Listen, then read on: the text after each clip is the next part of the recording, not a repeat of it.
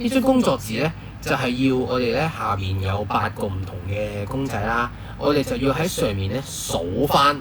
每8樣嘢，呢8樣嘢咧各自有幾多個唔同嘅數量，即係譬如呢個第一公仔咁樣，佢有幾多個人啦，幾多個呢個手提電鋸啦，呢個攪拌機啦，等等等等啦。咁樣咧，我哋可以點樣去做咧？咁樣又係有規律。首先第一樣嘢最重要就係同學仔一定要有規律咁去揾一啲圖片啦。我哋咧就可以用支筆或者用手指啦。我哋咧左至右咁一路掃，咁之後咧由上至下咁樣掃完第一行就掃第二行咁樣。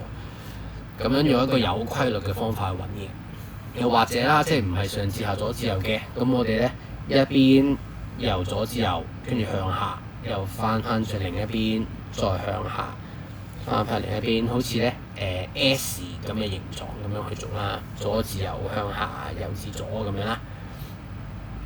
咁我哋咧就係用第一個嚟做例子啦。咁我哋嗱，譬如我哋揾呢個人喎，咁我哋咧可以俾啲視覺提示自己嘅，咁樣咧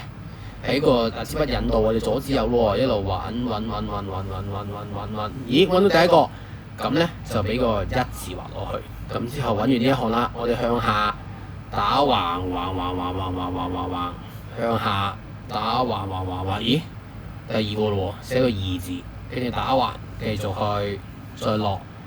打橫，又有咯喎3，咁打橫啦，再落橫，又有4，咁之後再落去轉。再落轉，咦又有喎5，咁之後橫，再落去翻轉頭，冇啦。咁我哋咧就可以用一個有規律嘅揾法啦，咁就去掃晒成張圖片，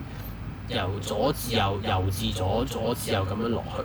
咁樣咧，而喺個腦上邊咧就一路可以揾翻佢，我哋數咗幾個出嚟咯喎，咁就係1、2、3、4、5，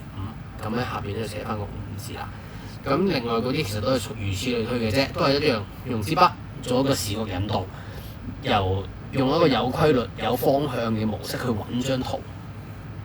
跟住咧就見到有啲乜嘢咧，見到咧就去做翻個數字嘅即係數翻個數字出嚟啦。